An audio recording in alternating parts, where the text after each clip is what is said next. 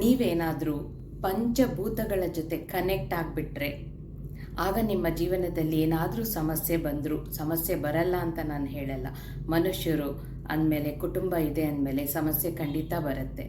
ಆದರೆ ಪಂಚಭೂತಗಳಿಗೆ ಕನೆಕ್ಟ್ ಆಗಿಬಿಟ್ರೆ ಸಮಸ್ಯೆ ಬಂದಾಗ ಆ ಪಂಚಭೂತಗಳಲ್ಲಿ ಯಾರಿಗಾದರೂ ನಮ್ಮ ಸಮಸ್ಯೆಯನ್ನು ಹೇಳ್ಕೊಂಡಾಗ ಎಷ್ಟು ಮ್ಯಾಜಿಕಲ್ಲಾಗಿ ಆ ಸಮಸ್ಯೆ ಪರಿಹಾರ ಆಗುತ್ತೆ ಗೊತ್ತಾ.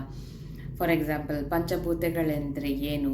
ಭೂಮಿ, ನೀರು, ಗಾಳಿ, ಆಕಾಶ, ಬೆಂಕಿ.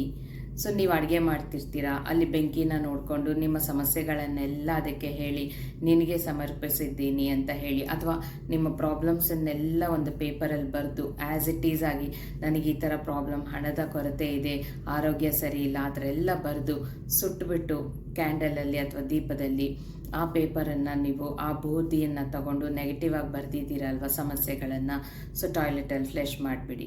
ಆಮೇಲೆ ಗಾಳಿಯಲ್ಲಿ ಬಿಡ್ಬೋದು, ಸಣ್ಣ ಸಣ್ಣ ಪೀಸಸ್ ಮಾಡಿ. ಹರಿಯೋ ನೀರಿರೋರು ನೀರಲ್ಲಿ ಬಿಡ್ಬೋದು, ಭೂಮಿ ತಾಯಿಯಲ್ಲಿ ಮಣ್ಣಲ್ಲಿ ಹೂತಿಡ್ಬೋದು.